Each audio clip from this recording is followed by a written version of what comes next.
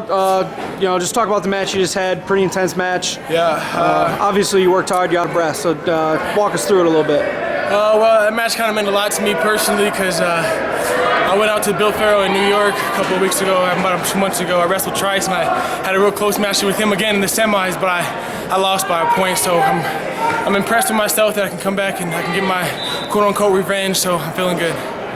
Talk about your day so far. Obviously, you're in the finals. It's been going your way. How you feeling leading into the finals, and maybe something you're going to focus on here in the few hours leading up. I probably, at this point in time right now, I feel my strongest for sure. I've been training with the best coaches I can ask for, Coach Momir, Coach Hahad, Coach Matt Lindland, all these guys are getting me ready to where I need to be. And last year I came to this tournament, I didn't even place. I was out my first 2 matches, and so now this year I'm in the finals, so it's like completely different atmosphere, and I can see that the work is paying off. Talk about that work a little bit in the past year. You mentioned last year you didn't place. Talk about the journey you've been on, emotionally and physically in the past year. It's a grind. Like people say, it's that college grind, We do the same kind of grind in a different way. Here I live here full time, so every single day I wake up, 9 a.m. practice, 4 p.m. practice. It's a grind, and on top of that, we're getting in our one-on-one practice with the coach, working on specific moves, specific needs, and stuff like that.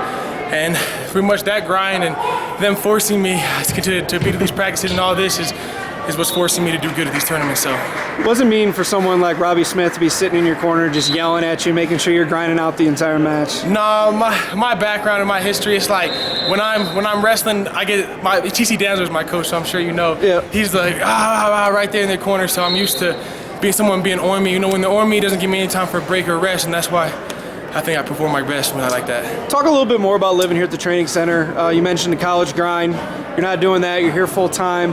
What kind of advantages does it give you mentally and obviously physically living here at the OTC? Well, mentally, I believe this being here, and every day I practice with seniors. I haven't wrestled with someone my age in about 1.5 years, a long time. I'm wrestling with seniors every day. So mentally, you get tougher because you realize it's like, sometimes it's not even your technique, this and that. It's just these guys are just bigger and older than you're going to get you sometimes, and you have to be ready for that. But at the same time, that's what's going to separate you from the kids your age and stuff right now. And working with these seniors is what separates me from my kids, my juniors and stuff, my age, mentally and physically. So, I've talked to Coach Linden in the past before.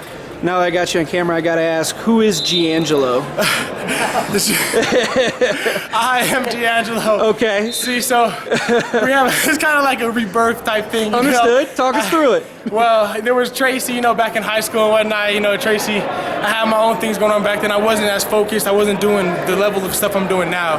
And I met TC Danzler. He changed my life around. He said, asked me for my full name one day. I was like, Tracy Giangelo Hancock. He said, Giangelo?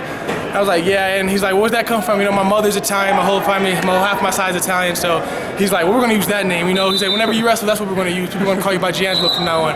And so that's my new name here, and I love it. I love it. So you're Tracy back in the dorm room, but you're Giangelo when you hit the mat. Yeah, exactly. It's exactly how it is. Is there a major difference between the two?